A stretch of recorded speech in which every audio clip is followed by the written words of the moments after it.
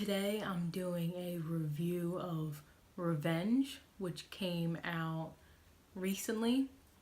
It is a Shudder exclusive, even though it is not out on Shudder yet. I think it's coming to Shudder in September, but it is in a limited amount of theaters right now. It's about a woman who goes on a trip with her boyfriend, who is actually a married man, and on the trip she gets assaulted by his friends and left for dead.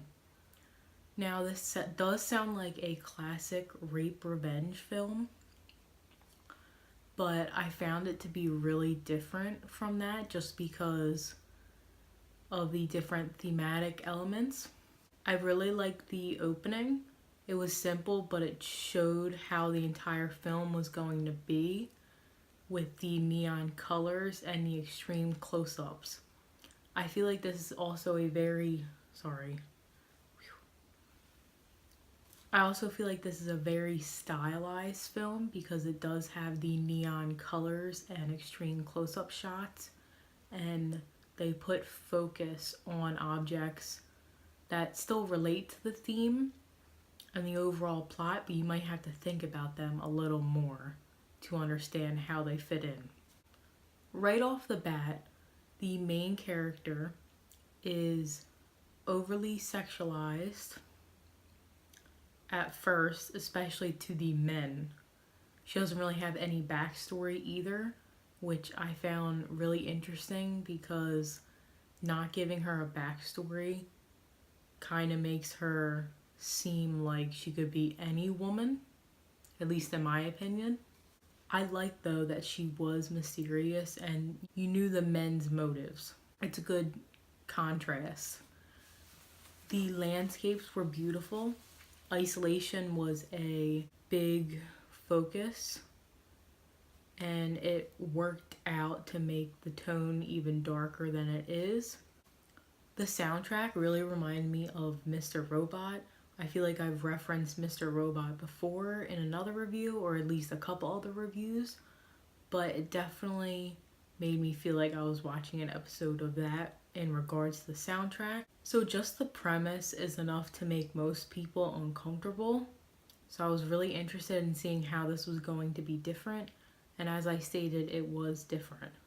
I feel like since this was directed and written by a woman, it panned out a little different than it would be if it was written directed by a man. That's just my opinion, but it definitely has a message to it, and I really liked that. I just like films that have an overall societal message to it. I mean, some do, some don't, or some do but they're not really that relevant or that good. But this definitely worked out. I was honestly so excited to see these dudes get fucked up. Not even gonna lie. It was cool to see how the main actress in this film was also in Rings.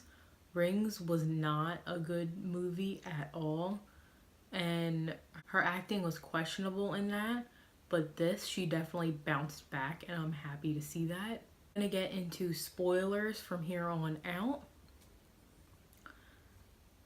This film was really gory. It definitely lived up to that, and I appreciated that. There was a moment where after she got pushed off the cliff and survived and was able to get off of the tree branch that was stuck through her stomach, and she just kind of kept the tree branch in there, and it made me squirm so much when she was fighting with one of the first men that she was able to kill eventually, and you see the tree branch is still there. I mean, I was just like grossed out the whole time because of that. I really liked a couple times when extreme events were happening and it cut to one of the other men who were feeling the complete opposite emotion the intense scene is conveying. This was a good contrast instead of sitting there and focusing on the scene it's going back and forth to see that they don't care what's happening to her. There's also a hallucinogenic element. In the beginning, her boyfriend gets a gift from the helicopter pilot that drops him off, and they go over how it's, super effective, and some dude was able to saw his leg off without even feeling a thing from taking this. And I thought maybe she was gonna use it to drug one of the men since she put it in her heart locket, which was very smart. But she actually takes it and then is able to get the tree branch out of her stomach. And I just thought it was really interesting because it went the complete opposite direction from what I was thinking. I found this character to be really badass. Obviously, I mean, she literally killed the men who were trying to kill her. I also, it's a small thing, but I also loved how they inverted how the men were able to track her by her trail of blood once she got away, and then she tracked one of the men by their trail of blood. I just thought that was really cool. Really kept wondering how they ran out of fake blood during production, but after seeing the last act and the last kill, which was her boyfriend, I completely understand because the whole house they were in was a bloody mess by the end. And it just looked badass. When the one guy who was her boyfriend kept running around the house butt ass naked, it really reminded me of American Psycho. I don't know if they were trying to go for this, but it was interesting contrast because when I think of American Psycho, it's, like the man has power, but in this position, she has power.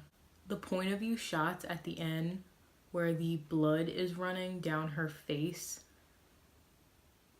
and you see it go over the lens was just a really cool technique, and I appreciate it. Even though it's a small little thing, I just really appreciate how this was crafted and made because you could tell it was really well done. I have to say the ending was pretty satisfying.